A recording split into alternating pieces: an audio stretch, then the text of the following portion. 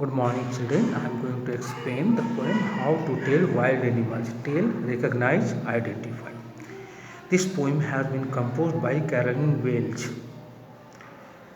This presents before you some dangerous ways to identify wild animals. And I tell you, I advise you against using those ways to keep yourself safe. If ever you should go by chance to jungles in the east there are so many forests.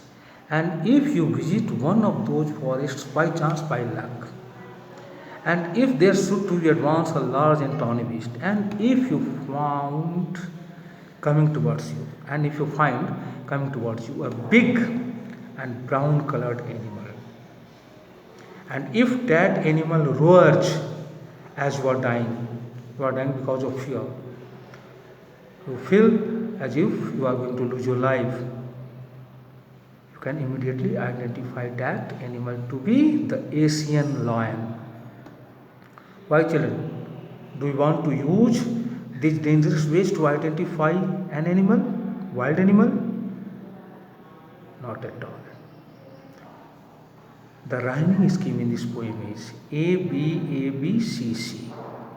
Or if sometime when roaming around a noble wild beast creature, suppose that you are moving here and there, a good wild animal comes towards you with black stripes on a yellow ground, and that animal has black stripes on his yellow body. In fact, all the animals in this poem, all the animals mentioned in this poem have been personified. That is why the narrator or the poet has used the word he. Nowadays, the word poetess has gone out of use. Just notice if he eats you. Just notice if that animal eats you. This simple rule may help you learn the Bengal tiger to discern. This simple rule may help you learn the Bengal tiger to discern. D-I-S-C-E-R, discern means recognize, identify. This simple rule may help you identify the Bengal tiger. Roaming round, note this expression. This is an example of alliteration. If strolling forth, suppose that you are walking leisurely, you see an animal, a beast you view, whose hide with spots is papered, and on the skin of that animal you find so many spots. With spots is papered. Paper means what? To include a large number of something. You find so many spots on the body of that animal. As soon as he has leapt on you will know it is the leopard. The moment that animal has jumped on you will immediately know that that animal is a leopard. It will do no good to roar with pain. Nothing will happen if you cry with pain, shout with pain. He will only leap and leap again. He will only jump and jump again.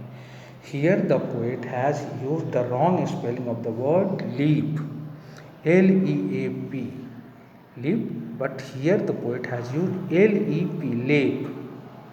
Leap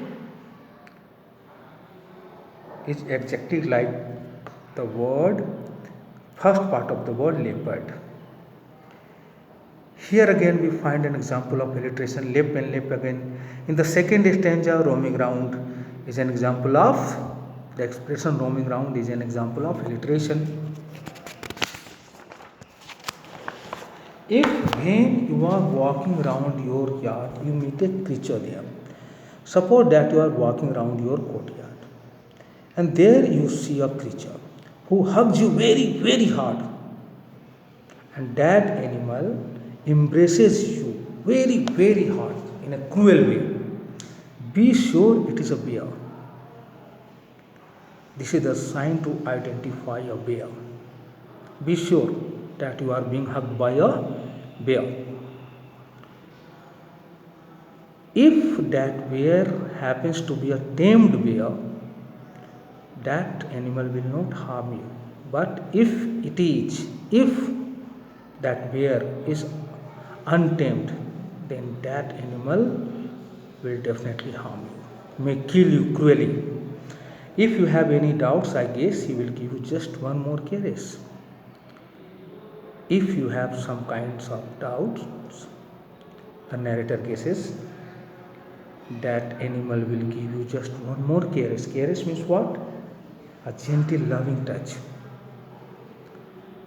But that animal should be a tamed animal. Otherwise, that animal should be your pet. Otherwise, that animal will not allow you to live. Though to distinguish beasts of prey, a novice might not suppose that there is a new person who is not familiar with some ways to identify wild animals. Then he may get confused, nonplus confused. A novice, a new person, a person new to a job. The crocodile you always may tell from the hyena thus. You can find that the crocodile looks different from a hyena. Different from a hyena.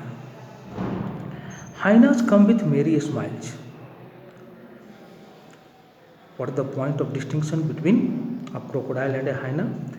Hyenas come with merry smiles. The natural sound of a hyena is like the laughter of a human being. And you may think a hyena is laughing.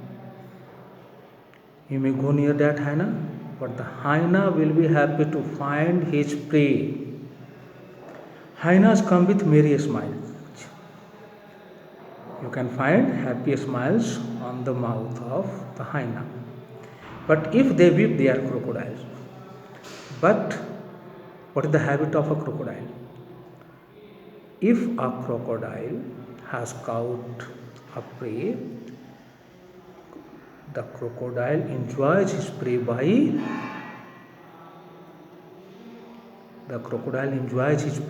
while eating his prey. But what does the crocodile do? The crocodile starts weeping while enjoying the prey. You can easily identify that animal to be a crocodile. And with the merry smiles, the laughter sound produced by hyena, you can easily identify that that animal is a hyena. The true chameleon is small, a lizard sort of thing. A real chameleon is small. It looks like a lizard. He hasn't any ears at all. The chameleon does not have any ears according to the narrative. He hasn't any ears at all and not a single wing. He does not have even a single wing on his body. If there is nothing on the tree, and if you don't find anything on the tree, it is the chameleon you see. What is in front of you? A chameleon. So children, these are the dangerous ways suggested by the poet to identify wild animals. Now think wisely whether you want to use them or not. Two more examples of alliteration. Hugs you very, very hard in stanza number 4. This is an example of alliteration. V sound in very, very. It's an example of alliteration. A novice might nonplus. Novice and nonplus. Novice might nonplus. Alliteration. Now, one thing I want to tell you about a chameleon. It is an expert in the art of hiding itself, adjusting itself to its surroundings. Another word for this is camouflage. Camouflage. An animal's natural appearance which allows it to blend in with its surroundings. What is a camouflage? In an animal's natural appearance which allows it to blend in with its surroundings. So the true chameleon camouflages sometimes. Thank you, children.